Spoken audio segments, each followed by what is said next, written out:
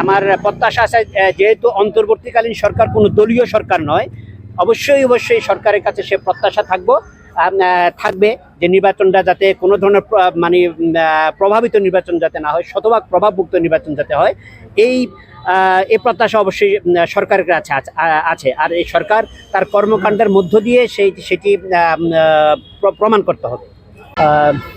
চাঁদপুর ৩ আসনকে ঘিরে আমি প্রথমে প্রত্যাশা করব যে এই নির্বাচনটা বহুল কাঙ্ক্ষিত একটি নির্বাচন, সকলের অংশগ্রহণে একটি উৎসবমুখর পরিবেশে নির্বাচনটা হবে এবং সকলের জন্য লেভেল প্লেইং ফিল্ড যাতে নিশ্চিত হয় সেটাই প্রশাসনের কাছে এবং নির্বাচন সংশ্লিষ্ট যারা আছেন, বিশেষ করে মাননীয় রিটার্নিং কর্মকর্তার কাছে প্রত্যাশা করব। এবং আমরা যারা প্রতিদ্বন্দ্বী প্রার্থী যারা আছি আমাদেরও সেই সহযোগিতা প্রশাসনকে করতে হবে।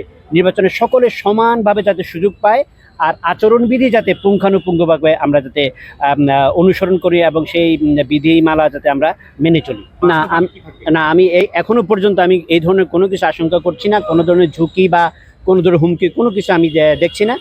আমি মনে করি যে আমরা প্রতিদ্বন্দ্বী যারা আছে আমরা সকলে ভাই হিসাবে আমরা প্রতিদ্বন্দ্বিতা করতেছি। নির্বাচনটা একটি অর্থবহ এবং উৎসবমুখর পরিবেশে এবং একটি অবাধ সুষ্ঠু শান্তিপূর্ণ পরিবেশে যাতে নির্বাচনটা যাতে সম্পন্ন হয়, যেহেতু এই নির্বাচনটা একটা বহুল কাঙ্ক্ষিত একটি নির্বাচন।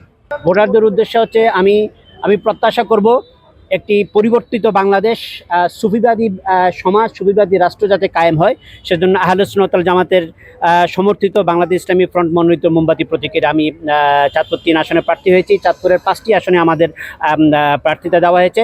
সকলের কাছে আমি প্রত্যাশা করব আপনারা আহলে সুন্নাত ওয়াল জামাত সুফিবাদী মতাদর্শে উজ্জীবিত হয়ে আপনারা আমাকে মোমবাতি মার্কায় ভোট দিবেন এবং আমাকে জয়ী করবেন। আমাকে যদি জয়ী করেন তাহলে অন্তত এক সেবক হিসাবে আপনাদের পাশে আমাকে পাবেন।